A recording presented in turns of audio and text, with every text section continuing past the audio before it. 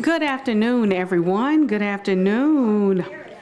It is now time, if I can have your attention, it's time for our superintendent and board recognitions. All right. The first one today is GBRIA Award of Merit, Northeast High School. If Ms. Boyd will come forward. Hi, Ms. Boyd. Good evening, President Powell Lewis, Vice President Martin, board members, and Superintendent who's not here yet. I just want to first talk a little bit about what GBRIA is, but then I'm going to turn it over to Brandon Smith with GBRIA. Thank you for correcting me on that. Oh, that's okay. You were correct, though, as well. Okay. Either way. It's the Greater Baton Rouge Industry Alliance, and what they do every year is they host an award ceremony where they credit not only schools, but industries as well with awards of excellence, merit. It was an amazing experience, and this is an honor for CTEC to receive this award for the second year, and also Northeast High to receive this award for the second year. And to even be nominated for this award, a business partner has to put your name in the hat. So this is very exciting. So I'm going to let Mr. Smith talk a little bit further about the organization. All right, Madam President, board members, Superintendent Cole, thank you so much for having me. My name is Brandon Smith. I'm the Director of Safety, Workforce Development, and Operational Strategy at GBRIA, the Greater Baton Rouge Industry Alliance.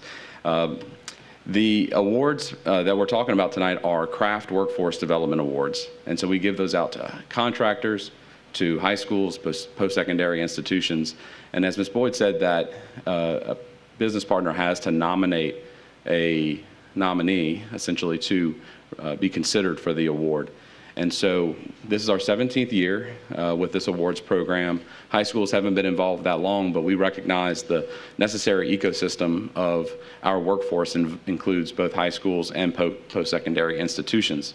And so Northeast High School was nominated by Triad Electric and Controls, and CTEC was nominated by two of our members, Orbia, or also known as Cora, and ExxonMobil.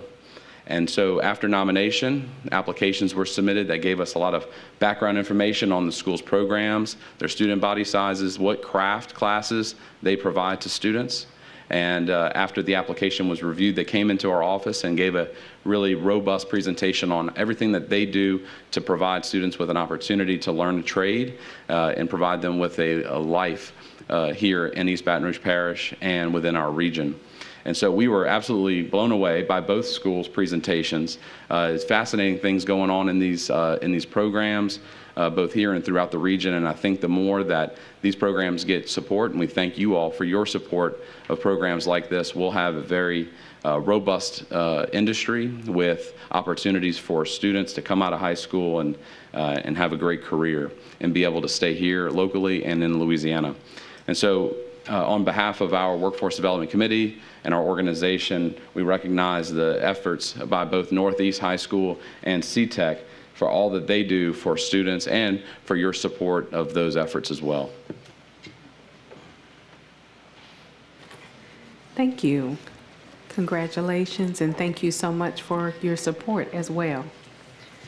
Okay, all right. Board members, if you would like to join for a group picture. And Mr. Cole?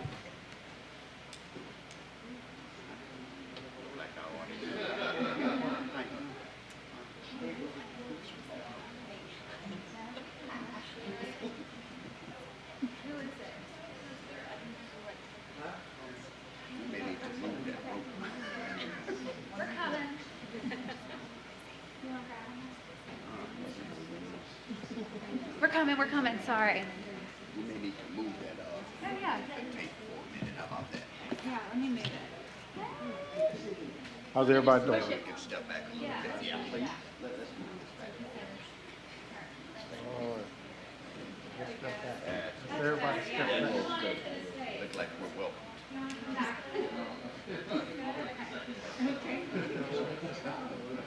Get on here. All right. That's a good looking shot. Okay, guys. 1, 2, 3. All right. Excellent. Thank you.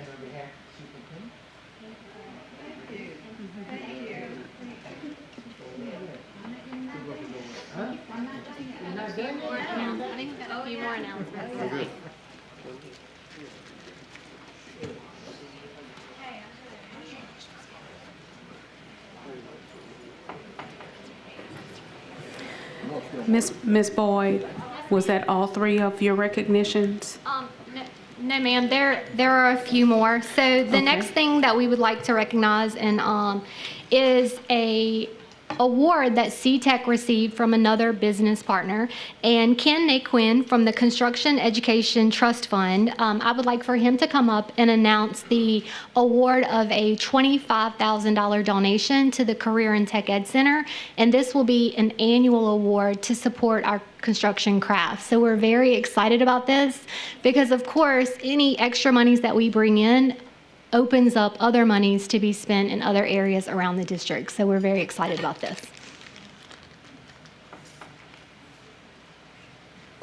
Thank you, Superintendent, ladies and gentlemen of the board. Just to give you a little history, they have the licensing board for contractors, and back in the mid-1990s, they were sitting on quite a few funds, and we decided to create what is called the Construction Education Trust Fund, CETF. A lot of acronyms in this business. So we took the funds and we created professorships and chairs around the state. Since then, the time moves on. The licensing board has created a voluntary fund from contractors on license renewals, and we were able to give the accredited schools of construction management around the state in excess of $1.4 million.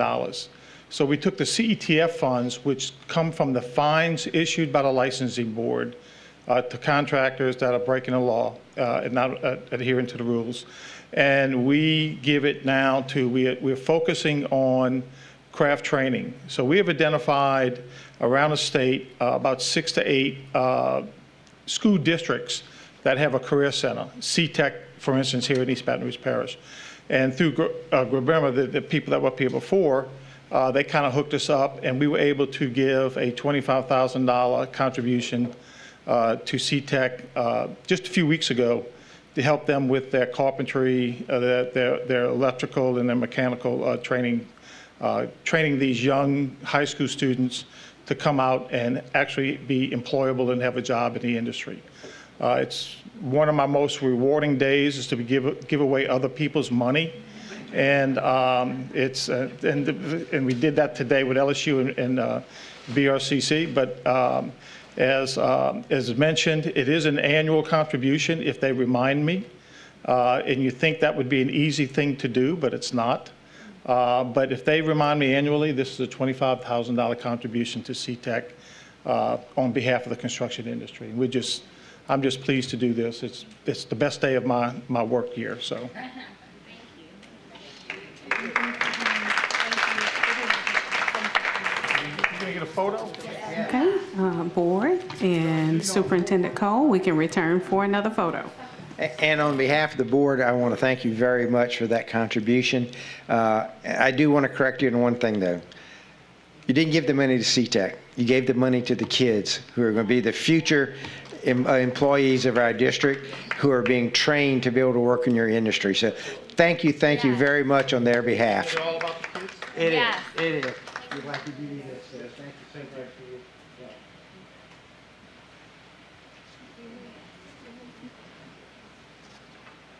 Next year we'll do this. Bring the check. All right, one more. All right, wonderful. Thank you. Thank you so much. We deposited it within an hour.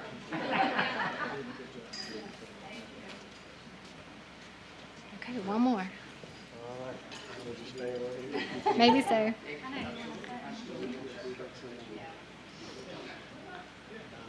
Ms. Powell-Lewis, would you like me to continue? Sure, and what I will go ahead and say as well, we are so proud of you, Ms. Boyd, and all of your work that you are doing on behalf of workforce development in our district as well, so thank you. But yes, ma'am, you may continue. Well, first, thank you all for giving me this opportunity to do this work. I've been in this parish 24 years. You all, or EBR, professionally raised me, and just a little girl from St. Helena, so I appreciate that. And I hope to continue to give back for at least another 6. Okay, our last award we want to talk about, this is really exciting to me because this is where my vision is. The LDOE pushes career pathways for students to have opportunities to go from high school into their career, from high school into vocational training into their career, or from high school into university into their career. And one of the career pathways is the LSU STEM pathway. And we have 2 high schools that have truly excelled in providing students opportunities in these pathways, and that is Liberty Magnet High School and Woodlawn High School. The Board of Secondary and Elementary Education recognized Ms. Blanson, our Director of CTE, as well as these 2 high schools in the East Baton Rouge Parish School System for earning the most silver and gold diploma seals because of the students' work in these pathways. So we are very honored to recognize them and thank them for the hard work that they do at both of these schools, and then to expand this work to our other schools that focus on those pathways as well. So, ladies.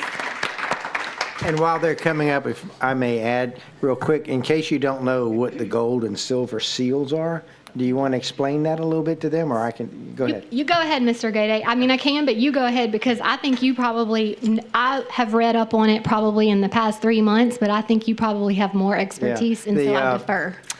You know, in trying to expand the value of diplomas and things, LDOE and I guess it's really the Board of Regents has implemented the SEALS program, where under different things, if you take a career path and you go through and take a certain number of courses in a certain number of areas and make certain grades on those things, you get a seal, which is an emblem of excellence, on your diploma. So not only do you get your diploma, you get the diploma with that seal, which signifies that you've done and accomplished these things. So it's a diploma plus kind of thing, and it's a very high award and something that's, I used to be on the La STEM committee for the state, and I got off of it after a while, but that was one of the big things we were trying to do, so it makes me so proud to hear about us getting the STEM seals on this diplomas. And we want to continue that work, Mr. Gode. We also want to expand it because LSU is partnering to align these pathways with industry-based credentials as well, to give the students, like you said, a diploma plus, which is really our goal. Thank you so much. And board members and Superintendent Cole, let's return. And we have Ms. Onitha Albert, Assistant Principal from Liberty, and Ms. Kopsky, Counselor from Liberty. And Woodlawn was not able to make it tonight.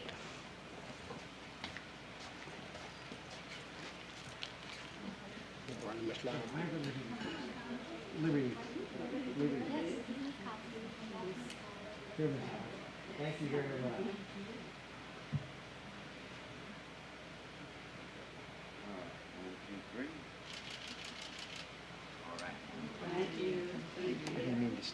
You did great. You didn't steal my thunder. You amened.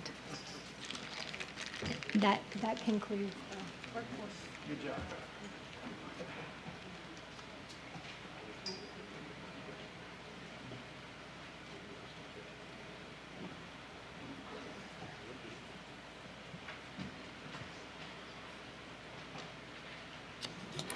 Okay. Next, we will have VIPs. A VIPS recognition for El Pollo Loco. I think I said that correctly. Okay, all right. Well, feel free to correct us, Ms. Cosper. Good afternoon, Superintendent Cole, President Powell Lewis, and Vice President Patrick Martin, as well as other board members. I am Kristen Cosper. I'm the VIPS Volunteers and Community Partners Director, and it is my great honor to stand before you today to recognize an inspiring group of individuals who have made a meaningful impact on students and our schools. This month, VIPS proudly recognizes the 94th Miss Southern University and her Royal Court for their tireless dedication with working with volunteers in public schools. Miss Southern University and her court have not only represented their campus with grace and dignity, but have also extended their reach beyond the university to positively impact the lives and youth of the students in our school district. Their efforts have helped bridge the gap between higher education and the K-12 school system, creating both inspiring and tangible support for students. This summer, they organized a school supply drive to ensure that Ryan Elementary students started this year prepared. They mobilized the students on campus, the faculty, and the community members to collect essential supplies. The success of this effort was measured not only by the abundance of pencils, notebooks, and crayons donated, but also by the powerful message that it sent, that our students' education matters and they are supported every step of the way. In addition to the drive, Miss Southern University and her court made meaningful visits to campuses. These visits were more than just appearances. They were opportunities to engage directly with students and show them that they are seen, valued, and capable of achieving great things. By touring our schools, they offered encouragement and served as role models, reminding students that a future that includes higher education is within reach. Their commitment did not stop there. Miss Southern University and her court have been instrumental in continuing the conversations on how we as a community can share resources more effectively. They have participated in initiatives aimed at strengthening the partnership between Southern University and our local schools, ensuring that students at every level have success and access to the tools that they need to succeed. This commitment to bridging the gap between college campuses and our public school system is exactly the kind of leadership we need. It demonstrates a deep understanding of the power of education, the importance of giving back, and the profound impact that can be made when we come together for the common good. So to Miss Southern University and her royal court, your service, dedication, and compassion has not gone unnoticed. You have set a shining example of what it means to be leaders, not just within the walls of your university, but in the broader community as well. Your work has planted seeds of hope and possibility in the hearts of our students, and for that we are deeply grateful. So on behalf of the entire school community, VIP staff, students, as well, we extend our heartfelt thanks. We look forward to continuing this partnership and finding new ways to uplift and empower generations of leaders. So unfortunately, Miss Southern and her court, however, were not able to make it today. They had like a last-minute emergency, but they did want me to share that they thoroughly enjoyed the experience and appreciate the opportunity to meet and see and support each individual student that they saw when they went to their schools, and they're looking forward to continuing that impact throughout the school year. And just one quick highlight of an additional partner that we had that is a partner in education with VIPS as well.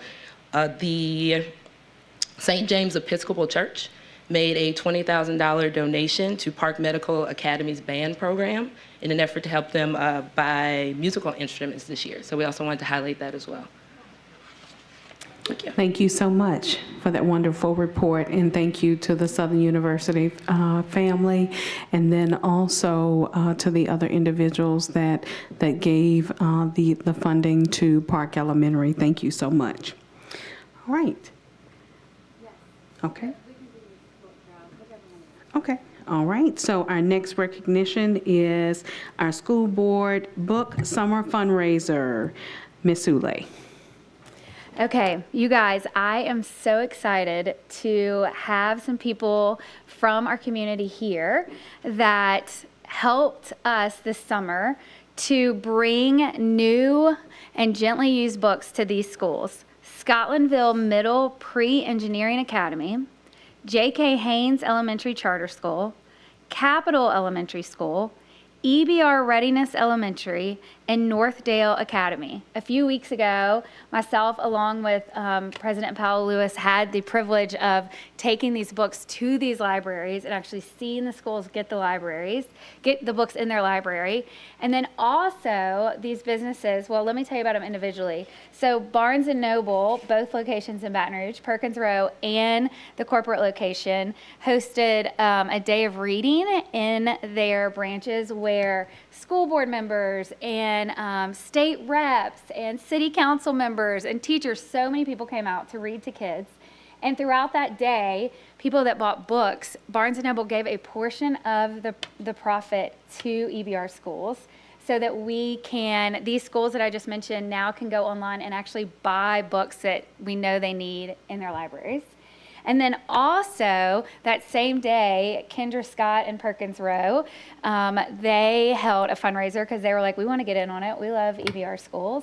And so they also did a fundraiser that day and presented us with a check so that these same schools could go in and buy books that they need, as well as the whole month, Invest Our Bank at every location in Baton Rouge allowed us to have a box in their foyer collecting books. And I drive a mom minivan, and I had to fill it twice with just the books from the InvestStar Bank. And it just was such a great experience for the board to see these community partners partner with us this summer to love kids well, and then to be able to bring these books into schools. One of the things that's really important to us as a board is literacy and making sure that kids can read. And so to be able to present them with books that they want to read and that they like was really important. So I just want to take a minute today to thank Barnes & Noble, Kendra Scott, and InvestStar Bank. I know we have Michael Oriana from Barnes & Noble here, and we have Travis Gotro from InvestStar Bank. Is Latavia Roberts here? Yay! Hey! Awesome. I'm glad you're here. And Latavia Roberts from Kendra Scott. So if you three would please come up here, I have a little something for you from the board, and we'd like to take a picture with y'all. Thank you so much. We also have our head librarian here who organized our program for us, Miss Susan, if you'll come on up as well. Okay. All right, let's get it, board.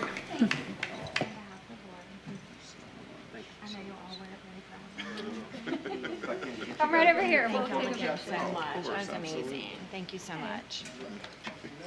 All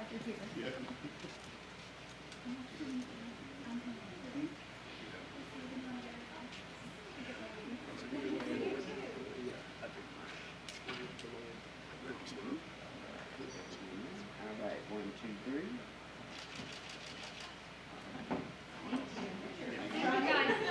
That way you always have one that's right.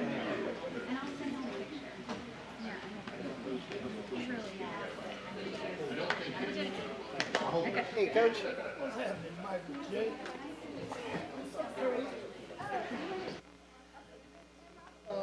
About everybody. About one apple. About one apple for one berry bag. Okay. Ms. Sule has a special recognition for for Judge White. Yes, actually, this is a gift from the retired judges to the school board that Judge White would like to present to us today. It is for the school board as a whole and the members of the school board that will serve in the future. So Judge White, I will pass it to you. I think I've got copies for everyone. Can you pass out some copies over there? Patrick, you don't call, you don't fight. School board members. I know. So, last time I was here, I got a little bit of a laugh when I introduced myself as a recovering judge. I'm still such. I was here, had the privilege to be here back in April. I brought reinforcements this time. Judge Bob Downing, a retired 19th Judicial District Court judge, Judge Luke Laverne, with the Family Court of East Baton Rouge. And both these gentlemen sit from time to time as ad hoc judges in various courts as well. So they're still active in the judiciary. But we are here on behalf of the Retired Judges of America to make what I think is probably the first presentation to a school board system of a Bible. And this came about, Madam President, when we were here back in April and made the offer. Judge Laverne, would you hold it up so they can see? Soon this will repose somewhere of your choosing, and it's a beautiful golden imprinted Bible, following in a tradition that the 19th Judicial District Court and the Family Court and Baton Rouge City Court, I brought a personal copy of Baton Rouge City Court's Bible so you can, I'd like to pass it around so you can see for yourself the signatures going all the way back to Judge Daugherty. Anyone remember Judge Lewis Daugherty? First person to integrate the courtroom. He was the first person, Judge Downing said it, to desegregate the Baton Rouge City Court, the large place where the City Council used to meet, and that was Judge Daugherty. He did some very noble things as well. He was on the first board of the Retired Judges of America that perpetuates the tradition that was launched by Justice John Marshall Harlan in 1906. And you have a copy of, I'm sorry about the faintness, you have a copy of the article that was published by the Baton Rouge Bar Journal back in 2007, I think, that deals with the Harlan Bible tradition. I sent some other correspondence as well. I would make note of this, and you may find this valuable because y'all deal with a lot of contentious issues. We're aware of that. Judges do as well. In fact, it was the same Supreme Court on which John Marshall Harlan served, and it was the very first signatory of the Harlan Bible, Melville Fuller. He was the Chief Justice in 1906. And he started a tradition that you can go on the Supreme Court's website and find to this day. It's called the Conference Handshake. I mentioned it to Miss Emily earlier today. Can you remember what it is, Miss Emily? It's that before every time the judges sit on the Supreme Court, they shake hands with each other. Before they take the bench. Before they take the bench. They shake hands with one another. And in one other occasion as well. When they are... Meet in conference, when it's just them, which are often very contentious meetings, I'm sure. When it's just the 9 of the justices, and my understanding is it's the junior justice's responsibility to bring the coffee service in. But when they meet in those contexts, they all shake hands with one another before they do it. And I would invite you all to go to the Supreme Court's website and read about that. You may decide that's a noble thing to implement here. And so Miss Emily wanted me to stay to the history. She didn't want me to give an altar call. We're not going to do that. But I want to give one, Mr. Judge. Or pass the collection. Or pass the collection plate, Judge Downing. I do want to say this, and this is a matter of historical fact. I invite you all to check it out. 1647, the very first Education Act in America. The state of Massachusetts. Make them, ask them the question, see if they're educated. Well, okay. Look, it was 1647. The Massachusetts Assembly said, we want that, and the name of the act is noteworthy. It's called the Old Deluder Satan Act. Go look it up. The Old Deluder Satan Act, and it prescribed a course of action that where there are 50 householders in a community, there should be a teacher. And where there are 100 householders in a community, there should be a school to teach the students to read. 1947, Everson versus Board of Education of Ewing Township, New Jersey. A decision led by the only Klan member of the court, Justice Hugo Black, erected a high and impregnable wall of separation between church and state. You can read about that online if you wish. But 300 years difference. When we get to the signing of the Harlan Bible? Before they I'm going to get the hook soon. Judge Luke Laverne, hold up that Bible. This is the beautiful one that will be presented to this body. The Baton Rouge City Court's Bible sits in the conference room of the judges of the Baton Rouge City Court. You decide what you want to do to yours. Bob Downing has a 100-year-old Bible that has been restored, identical. It's identical to the Harlan Bible. I'm not going to leave that with you. I take that around with me. But thank you so much. We are so privileged to do this, and it well may be that other school boards will want to replicate this. So, Madam President, and other officials, it is our honor to dedicate this to the East Baton Rouge Parish School System, of which I am a graduate. I think you as well. Am I right? Yeah, I graduated from Zachary before it was on school system. Huh? LSU Law. Okay, LSU Law. May we get a picture with you guys? We'd love to And have a also, picture. thank you so much, Judge He White. forgot to say, and since I travel around with him, Justice Harlan was the only dissent in Plessy versus Ferguson. I'm glad you said Yeah. that, because I was going to say Yeah. it. And every single justice, after he donated the Bible, every Supreme Court justice has signed the flyleaf without exception. The portrait, In 1896, Plessy versus Ferguson, they said the separate but equal in 1896. He was the only dissent in there, and his dissent was used in 1954 at Brown versus Board of Education. and Thurgood Marshall was the attorney for the NAACP, and he admired Harlan more than any other justice. Yes. The picture, the portrait of Harlan that hangs in the Supreme Court, those chambers, and hangs in at least one of the justices' chambers, it's in the front of this Bible. So you want to take the picture? So we'd love to take a picture with you.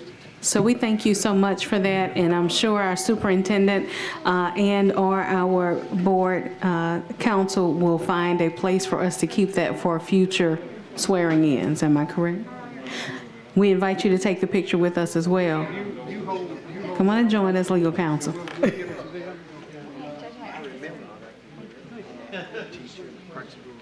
Assistant superintendent. All right, guys, don't get in the middle. We'll get around. That's a great idea. No, my mother's still alive. She recently moved to it. She recently moved to it. Just a few months. They'll throw them over, coach. It's a big group, I'm gonna need y'all to step back. All right, I got them all in frame. All right, heads up here, 1, 2, and 3. Thank you. Thanks, you guys. Thank you very much.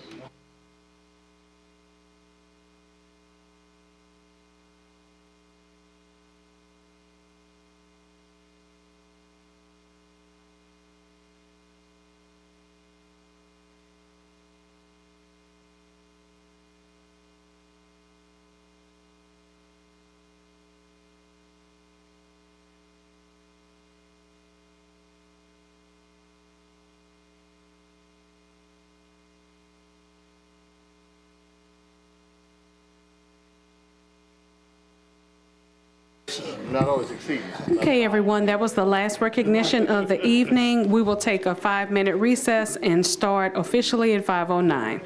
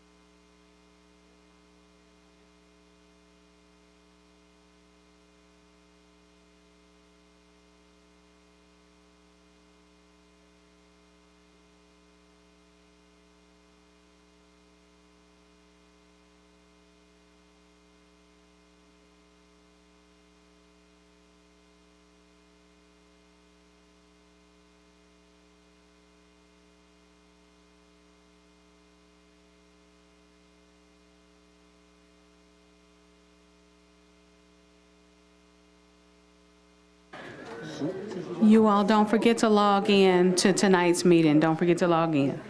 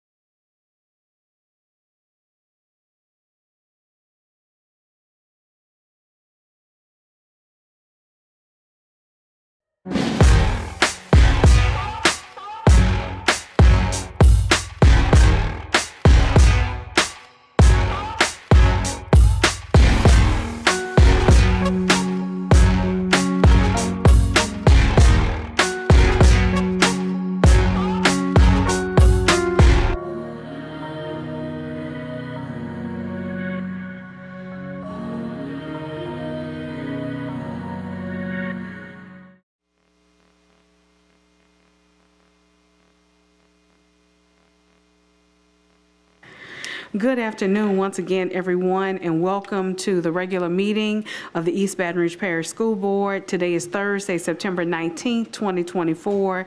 It is officially 5:09 p.m. The invocation will let us stand for the invocation and pledge of allegiance.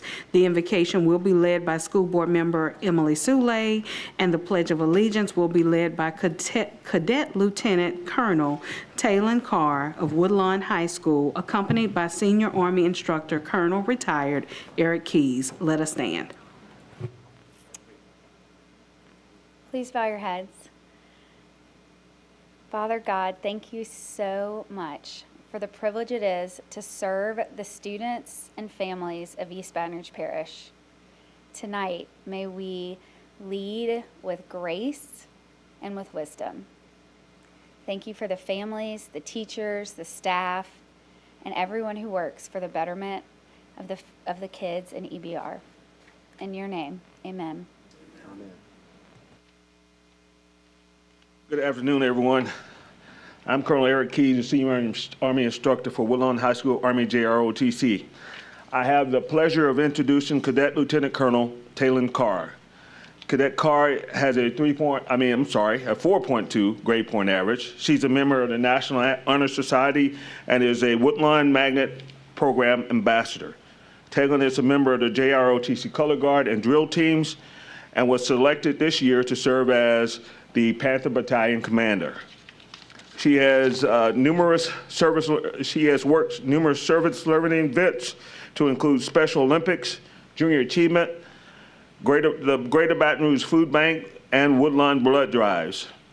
Talon's post-high school plans are to attend Louisiana State University and major in criminal justice. Ladies and gentlemen, Talon Carr. Please join me in the pledge. I pledge allegiance to the flag of the United States of America and to the republic for which it stands, one nation, under God, indivisible, with liberty and justice for all.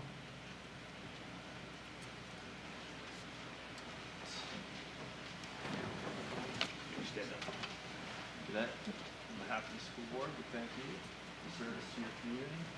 Congratulations.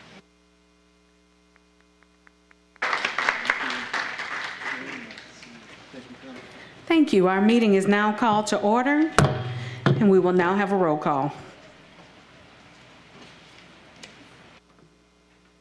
District 3, President Powell Lewis. Present. District 9, Vice President Martin. Present. District 1, Mr. Blue. Here. District 2, Mr. Lannis. District 4, Ms. Stewart. District 5, Mr. Lewis. Present. District 6, Mr. Russ. Present. District 7, Mr. Gode. Here. District 8, Ms. Sule. Here. We have a quorum. Thank you. And you all, Ms. Stewart just shared that she would not be able to make it tonight. Okay. We will now move on to alphabet B. B1, meeting minutes. Approval of the school board minutes of the August 1st, 2024 special board meeting, the August 1st, 2024 committee of the whole, and the August 15th, 2024 regular meeting as published in the official journal. Is there a motion? It's been moved by Vice President Martin, seconded by Mr. Lewis. Comments from the board at this time? Seeing none, we'll turn to comments from the public. Okay, there are none. Returning to comments from the board. We will now entertain a vote. Please vote.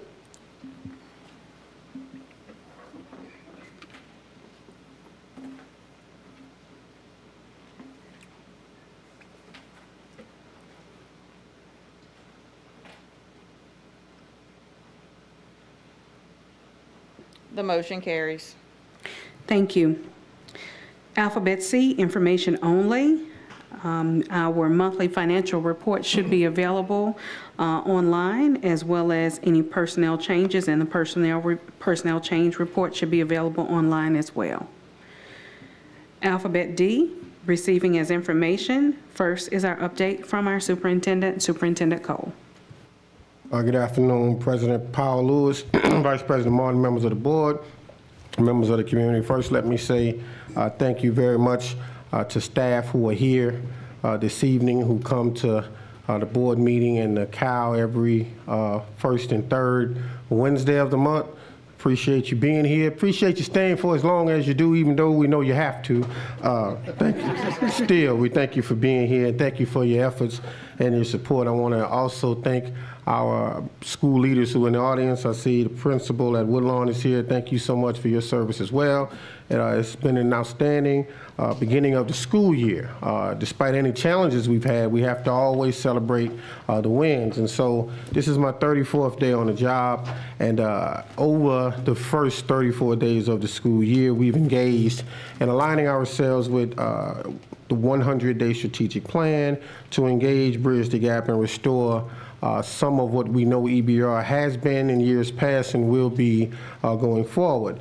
First and foremost, I'd like to report to the board the first thing we wanted to do is visit as many schools as possible. So I'm delighted to say that the leadership team has visited every school in our district this year, and I myself have visited 44 schools in the district. One of the things we want to do is target our AUS schools. So we've had an opportunity to meet every single AUS principal and talk to them about where their schools currently are, and then how we are going to support them. And then one of the specific questions we ask each school leader is, what exactly is it you need in order for your school to be successful? We've gotten different answers from each principal. What we pledge to do with your support is provide every principal with what he or she needs at our AUS schools first to make sure they're fully staffed, they have the support they need in order to be successful and help the students be successful. We participated in a series of events throughout the community, back to school bashes, open houses, community events, and tried to engage the community in conversations around how can we improve any of the areas where we are struggling, and how do we continue to be great in the areas that we are already doing great. And so I'm delighted so many members of our community, so many teachers, and so many families are excited about what's to come and are eager to do this work. And so in our efforts to visit with the community and engage, we've listened a lot. We've had various conversations, and we're learning a lot about what we need to do to better educate our young people. One of the things the leadership team that has done is really work hard to create a culture of instructional coherence across the board in terms of what is supposed to be happening in our classrooms with our students. Really thinking about the type of assessments we're using. We don't want to over test our students, and we don't want to always make the focus about testing. However, we do want to use assessment items to monitor what's happening with our students, and then identify where we need to push in and provide intervention and provide support using some of the platforms that are available to us, like Zern and Amira and iReady. And so we've done that. And then we've had an evaluation and re-engagement in the internal district-wide common formative assessments we're using, and we're currently developing an ACT plan for our high school students. In terms of restoring, we want to build capacity. We know 2/3 of our school leaders are 0 to 3 years. And with that being said, we know a lot of our school leaders, no matter how great they probably believe they are, need a lot of support in terms of how we go about doing this work and building capacity in our schools, so that if our school leaders are promoted to other opportunities, we have a person to replace a person. So there's a 3rd year of coaching in the NIT, the National Institute for Excellence in Teaching. All of our leaders have experienced that. We've created a district-wide learning walk form to be used across the board, and 100% of our school-level principals have attended Louisiana Leader Rubric training, which, as you all know, is changing this year in terms of how we evaluate our students. The workforce development and rebranding and restructuring, we've rebranded, restructured, and brought it all under one umbrella. We've expanded our dual enrollment and IBC offerings. We've combined our workforce initiatives under one umbrella. workforce, career and technical education, and JROTC is going to be under one umbrella. And so we've expanded the engagement with the business community. I have visited with the business community on numerous opportunities, and we are expanding our intern opportunities during the school year as well as during the summer for our high school students. One of the things we want to do is reestablish Teach Baton Rouge. At one time, we had Teach Baton Rouge, which was our teacher certification program. We'd like to reestablish our teacher certification program, and so I'm going to be coming to you in a couple of weeks requesting your support in our ability to do that. I think we have to build capacity with the teachers we have. We have a lot of uncertified teachers in our school system, but more importantly, we have a lot of young people in our community with degrees who are eager to teach, and I think we should be the training ground for research and development, but we should also make sure that we are building capacity in our young teachers. In a few minutes, I'm going to ask Dr. Hall to come up and talk about our vacancies and talk about our efforts. We have a recruitment activity event this Saturday, so we want to say that to the general public, those of you who are interested in joining our team. And we're not just recruiting teachers, we're recruiting paraprofessionals, bus drivers, cafeteria workers, custodians. We're recruiting every position, and we're recruiting good people who want to work in our schools. On yesterday, myself and the leadership team had an opportunity to visit with our state superintendent, Kay Brumley. We had a very robust conversation about how we can collaborate, work together to make EBR the most outstanding public education institution in the capital region, and so he's agreed to do so. We had two very specific asks of our state superintendent. One, they're working currently in some of our AUS schools. We like for the State Department to push in and work in all of our AUS schools, and we've asked for intentional support through a thought partnership around academic content, literacy, and CCR teams that would be specific to focusing on the high school strategy. We recognize that this year it is proposed that assessment is going to change for our high schools in the way we're graded, and we want to be on the front end and making sure we have a profile of a high school graduate so we can make sure we're preparing our students appropriately for graduation.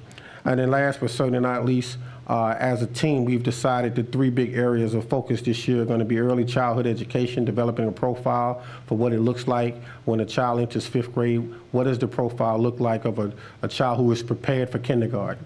What does that early childhood profile look like? A portrait of a graduate, high school graduate of EBR. What does he or she walk across the stage with when he or she graduates from high school at any of our EBR schools?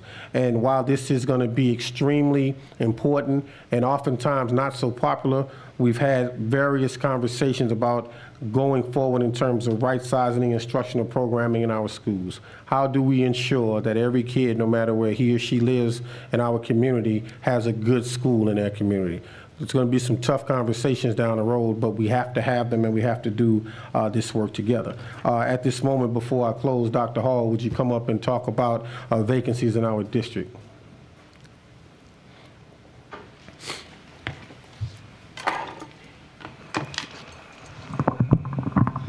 Hello. Good evening, everyone, board members, vice president and president. Thank you guys for allowing me to give you guys an update. So as of yesterday, we are at 140 vacancies. I know I made a grand promise that I was supposed to have 0 by the time September 1st. I did not fail. Keep pushing forward. It is a tough role to be in because the recruitment has changed. We don't have traditional teachers sitting at home waiting for us to call them. What we do have are degree folks that want to teach, want to get involved, and we're working as quickly as we can to get them onboarded. Challenges that we are experiencing, these employees or applicants, they need special support, technical support, helping them with their application, helping them through the onboarding process. And that's where the Connecting to Succeed events come into play. We have one every Thursday here. We had one today, and we're having another one, a special one on Saturday, because I'm really trying to close the gap as quickly as I can before Fall Fling rolls around, which is on October 26th. The biggest spaces that we see vacancies that exist, it is in Mid-City. We're at 74 75 total vacancies, but 34 of those are teacher vacancies. That's where we're seeing the biggest needs. We've been literally trying to push as quickly as we can and extend in as much as support that we can to be able to get folks in. What has been tremendously helpful, while we are able to get them here and help them with the technical support, we bring them right next door to get them fingerprinted. Mr. Cole and Mr. Smith was gracious enough to sign off on giving us some much needed resources so teachers and bus operators and paraprofessionals didn't have to pay for their fingerprint. So that helped to ease the anxiety a lot. So we're hopeful and we're grateful for every, and I want to leave you guys with this, for every one teacher that I recruit or hire, I lose 2. So while I'm filling, they're also leaving. And they're leaving for different reasons. Other competition, neighboring district. In fact, I don't think anybody is as awesome as EBR, but it is what it is. There are other things that are going on. There are different teachers. It's a challenge being in the classroom, support, mentorship, etc. So we're looking at other retention resources that we could use to help to push in. So I just wanted to give you guys a broad overview. If there's any question, please let me know.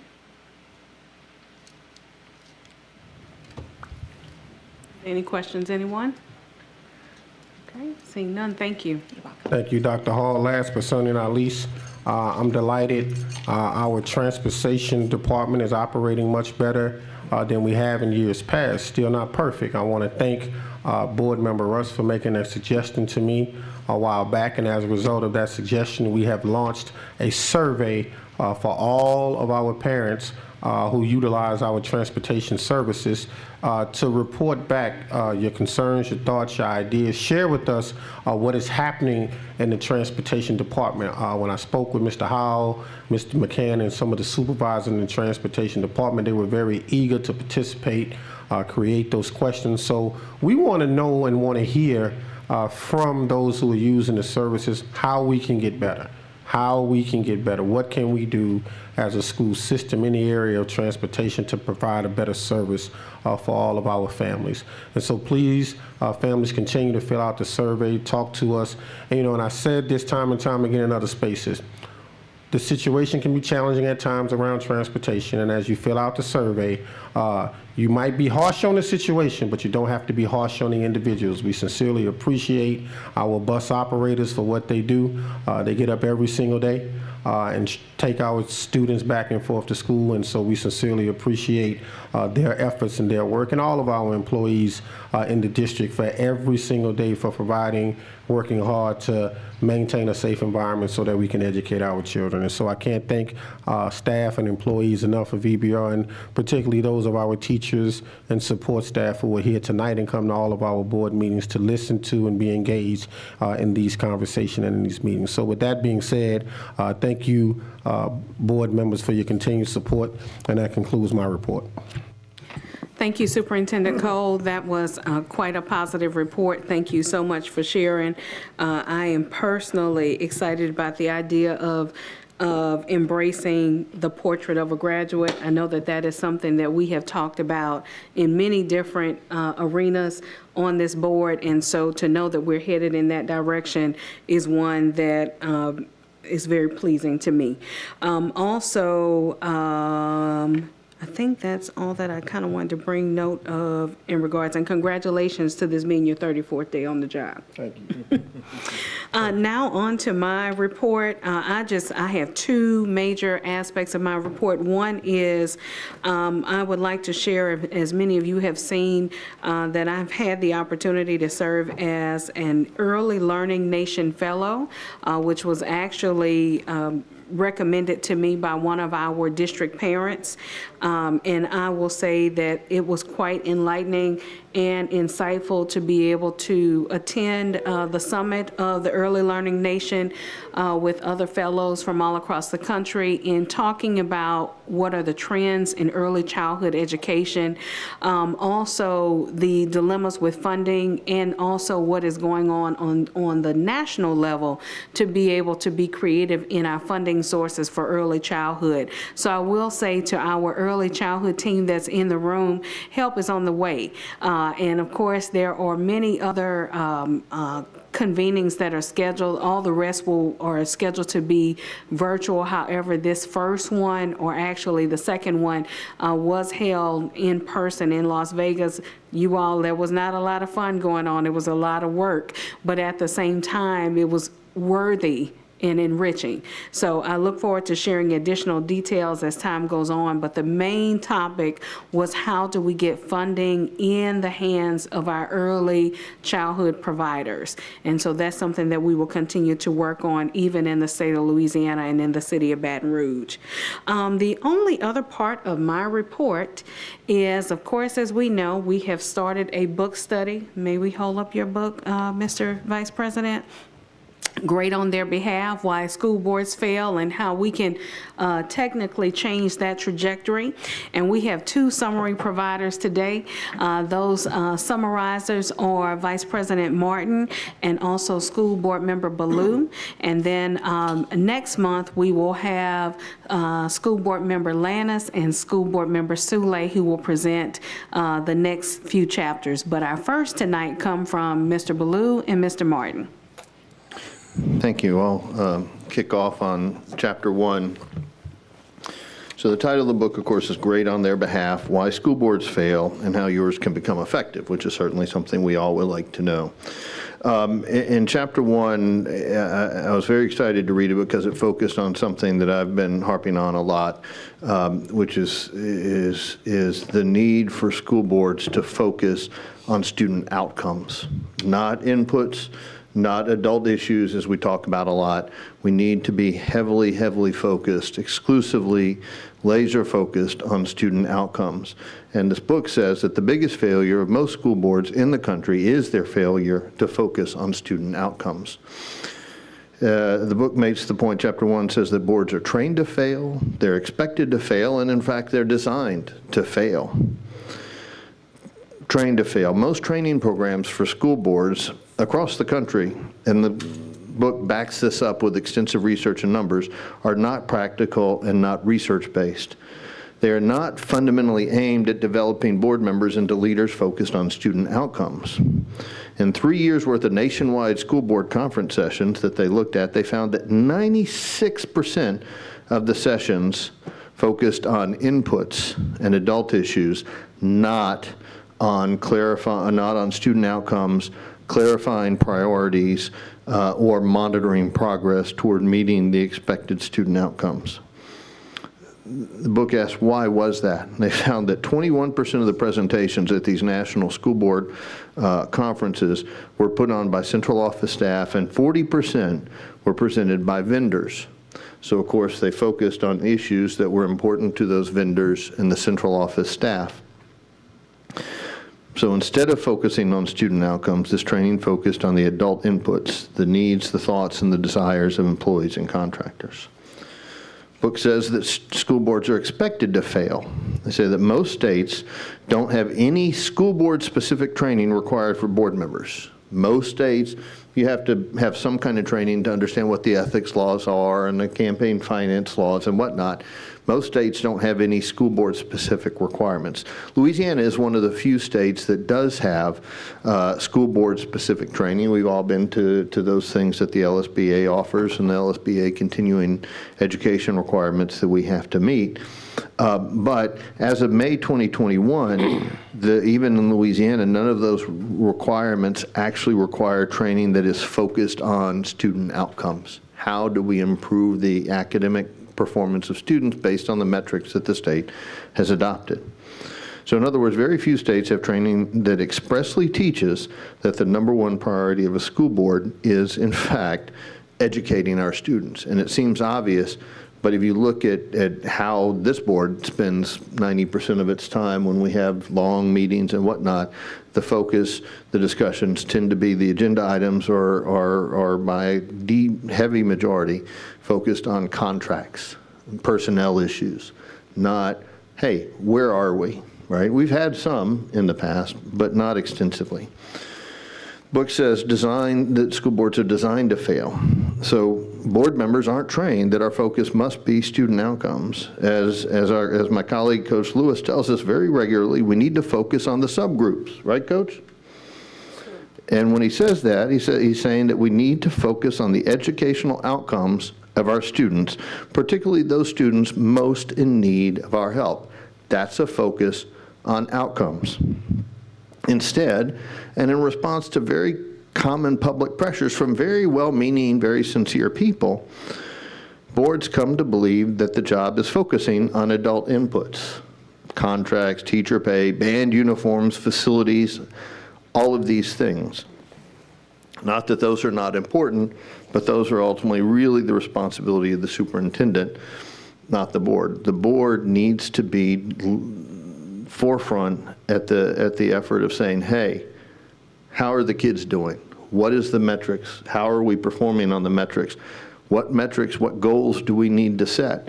We recently approved Superintendent Cole's contract, which had extensive metrics required based on student outcomes as part of a heavy part of his compensation.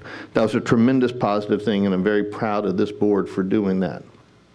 We need to do more of that, and we need to have more time that we devote to talking about that. And as Mr. Blue will note, in Chapter 2, the book actually talks about how, and just like it analyzed how the National School Board Conferences spend their time, they actually go and look at how an average school board spends its time and what it spends its time talking about. And he's got a great success story in there that talks about a board that went from having 8-hour meetings that were heavily focused on contracts and issues of that nature to having 2-hour meetings, an hour of which was is specifically talking about metrics and outcomes and the progress toward meeting those. So I think that's the takeaway that I have from that chapter is we need to continue focusing, and we need to vastly increase our focus on student outcomes and continue the positive progress that we've slowly begun in that area. Thank you. Mr. Ballou. Thank you. On Chapter 2, the focus was on developing the skills necessary for a board to be effective at governance, and talked about there were 4 major ways that boards fail to be effective in that role. And the first was that they develop, or their goals aren't outcome-based, student outcome-based, that they're more managerial, focused on programs or contracts, activities. They suggest that you should, and to make sure that you're developing appropriate goals, you should use the SMART test. They should be specific, should be measurable, should be achievable, relevant, and time-based. And as boards develop more skills, they're able to develop outcome-based goals. The second is that boards have a lack of focus when they're making their goals. The book recommends that you should have between 1 and 4 major goals that you're measuring. If you're all over the place, it's hard for the entire organization, for the community, for the board to realize what is it, what are the four or five main things that you're going to be measuring to determine whether your school system is a success. And so they recommend making sure that you focus on those things. The third is that the board lacks the ability to manage their time because boards has limited time to meet, and it's very valuable. They suggest that, or the book suggests that take a look at your agenda, make sure that you're spending the majority of your time looking, measuring your goals, making sure that you're progressing, how you're doing as a board, as opposed to spending the majority of time on looking at activities and programs, those type things. And the final and the fourth way that boards fail, or that they, once they set goals, they fail to measure them. that all goals should be measured frequently to see whether you're making progress, see where you need to make adjustments. I think it goes hand in hand with, number 3 about, in your board meeting, spending time looking at that progress. And, the final comment that the book made is talked about, it's a process, and to develop these skills, you need to continuously learn, go through the process, to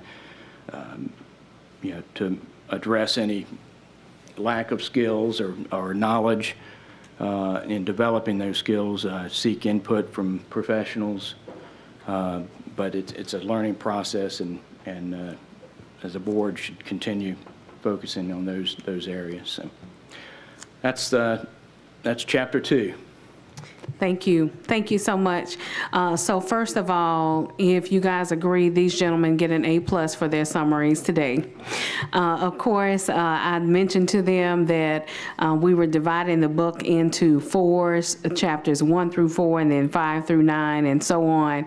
And they shared with me, ma'am, we only did chapters 1 and 2. And I said, that's fine. It's meant to be fun, but insightful as well. I know that part of the question that I've had is whether or not we needed to summarize the book during our retreat, but we're hoping to have a retreat sooner than later, and I really did not think that me or my colleagues would have the opportunity to really digest the book in detail before our retreat, and that's the reason why we're taking out a little bit of time at each of our regular meetings to be able to discuss the summaries, because it's important, you all. So, if we want in the long run for our meetings to be more efficient and effective at the same time, and then also for all parties involved, including our public, to understand the importance of these efficiencies. This is the reason why we have to have these open conversations. So I just wanted to say thank you once again to Mr. Martin and Mr. Ballou, Mr. Lannis, and Ms. Sule. You're up next as of the month of October. So thank you. All right, so we will keep moving. We are now to Alphabet E, reports from board appointees to committees and agencies. Mr. Martin. Thank you very much. I am the board's appointee to the East Baton Rouge School Foundation. We have been very busy working over the past year plus to kind of revitalize the foundation. We've made some personnel changes, and tonight I'd like to introduce our new executive director. Stephanie Cargile of ExxonMobil is now the chair of the board. Under her leadership, the board, I think, is about to really take off. The foundation's about to really take off and begin our goal and expectations to raise some very serious amounts of money to benefit the students in our district in a way that the foundation has not really ever done before. So I'd like to introduce Jennifer Lightfoot, if she'll come up, and she's going to take about 30 seconds to a minute to talk about it, but I'd like to introduce Ms. Lightfoot to you. Her kind of first start of her career was actually as a special education teacher, so we all respect that work profoundly.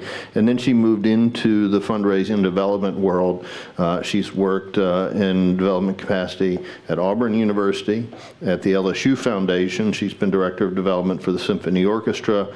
The past few years, she's worked in development for some local private foundations, a local private school. Has most recently been the development director for Habitat for Humanity here in Baton Rouge. And perhaps of most interest to us, she has a child enrolled at the Baton Rouge Center for Visual and the Performing Arts. So with that, Ms. Lightfoot, welcome aboard, and please tell the board what great things the foundation's about to do. Oh, wonderful. Well, thank you for having me here tonight, and I am really excited about this position. You summed me up very well. Thank you. Thank you so much, Mr. Martin. We are having our board retreat tomorrow, and we are going to be discussing our strategic plan and our goals for the next year. And like Mr. Martin said, we have very ambitious financial goals, so we can better serve our schools, our teachers, our students, their families, and overall the Baton Rouge community. So I'm looking forward to working together with you, with our foundation, because that's how I see it. So thank you very much for your time. Thank you. And she will be in touch over the coming months as she starts making outreach to the donor community in Baton Rouge to involve us, to solicit our help in very gently asking people for help for our students, and to also make sure that we're available anytime we raise money for a school in your district or something like that, that we can be present there to see the great work that they're doing. Thank you very much, Ms. Lightfoot. Congratulations again. Mr. Gode. Yes, thank you. Well, I'm not quite on a board that I've been put upon. I've been visiting some schools in the last week, and I just had to bring to the attention of the board and the public one of the outstanding things that's happening at the South Downs Pre-K Center. They have established a program where, in conjunction with Crawfish Aquatics and the YMCA, to teach swimming to all of their pre-K students. And I think they have 160 pre-K students at that school right now, and out of that number, approximately 115 are taking part in the classes and learning how to swim, because swimming accidents and drowning is one of the leading causes of death of young children. And so that's just one of the outstanding things that happening at that school. Principal Shalika Scott and her team have done a great job. They actually have a waiting list now to get into South Downs Pre-K program. Because they run both a regular pre-K and also a special student pre-K out there, but they have a waiting list now to get in that school because of some of the innovative programs and things that they're doing. As far as Principal Scott could tell me, she knows they're the only pre-K offering swim lessons in the state, and maybe the only one in the country. So shout out to South Downs Pre-K, doing a great job. Thank you. Congratulations, Ms. Scott and the South Down family. Mr. Russ. Yeah, thank you. As our appointment to the BREC Commission, I just wanted to share real quick an upcoming date that the public should take note of. On October 5th, while we're busy in our retreat, BREC will be doing the ribbon cutting for the Baton Rouge Zoo improvements, as well as the Greenwood Community Park. You'll enter off of Highway 19 now, and I have had the privilege to take a tour of both the new park and the Bayou Promenade and a lot of the new zoo improvements, and they are really, really cool. And I would encourage families to go out. The festivities will take place all day from 9:30 to 5:30 p.m. There's multiple ribbon cuttings, but I think it's a big deal, and a lot of tax money went into this project, but I think it's going to be a great return to the community. Encourage families to go check it out. There's going to be a lot of fun. There is a giraffe feeding station, which I think is particularly awesome. So everybody should go check it out. Thanks. Thank you. All right, so that means that we're going to have to make our way. Of course, we have not made the official announcement, but we do have a retreat scheduled for October 5th. And so Superintendent Cole, we're going to be running to get out of that so that way we can catch the rest of the zoo. Mm-hmm. Yes, thank you. All right, moving forward, we are now to our consent agenda. In Ms. Stewart's absence, Mr. Lannis, will you provide the consent agenda for us? The following items to be approved as a part of the consent agenda and are considered to be routine and will be enacted in one motion. There will be no separate discussion of items unless a school board member so requests, in which event the item will be removed from the consent agenda and considered as an item on the regular agenda for a separate vote, preceding the last vote on the regular agenda.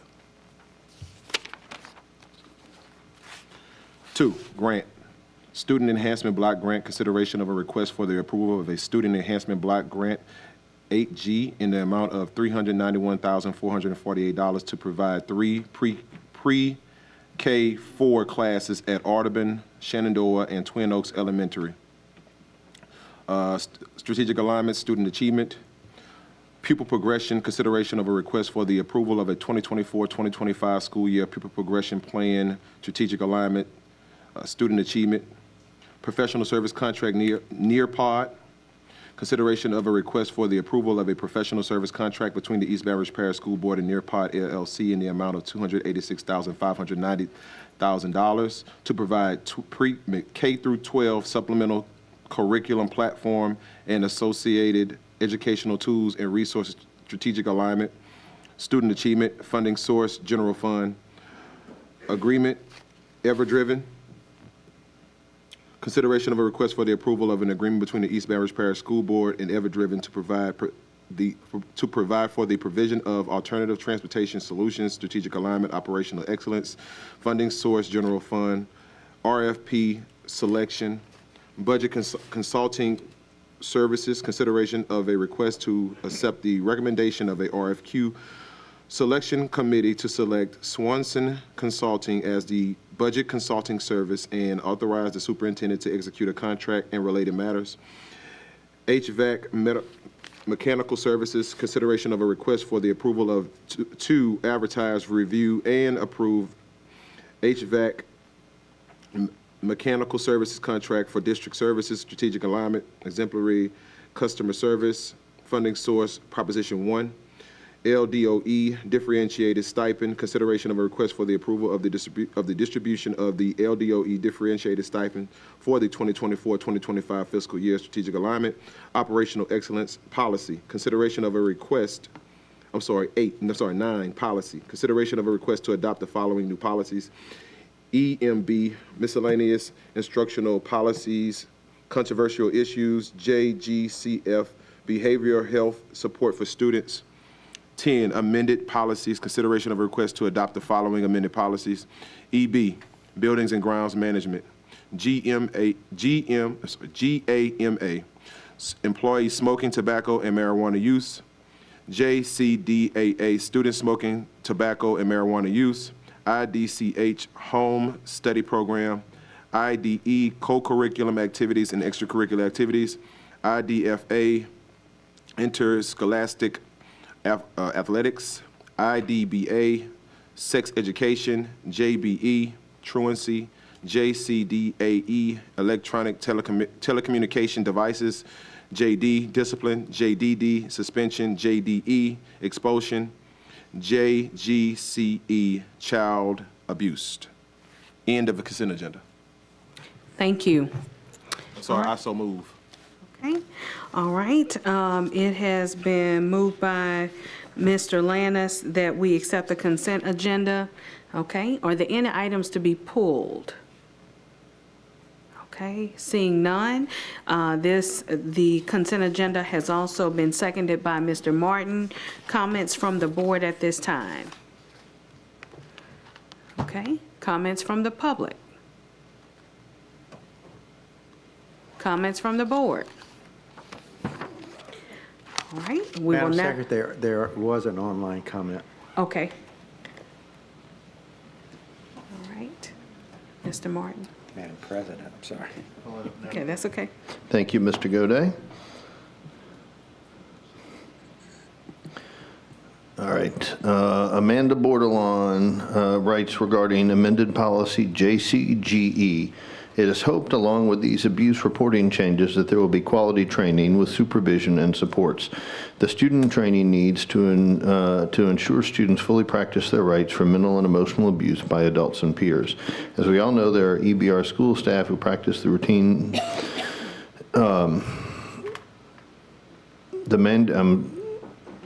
we're not going to read the rest of this. It makes inappropriate attacks on school board personnel. People can show up in person to make those if they want to. Thank you. Seeing no further public comment at this time, we will now return to comments from the board. Seeing none, we will entertain a vote. Please vote.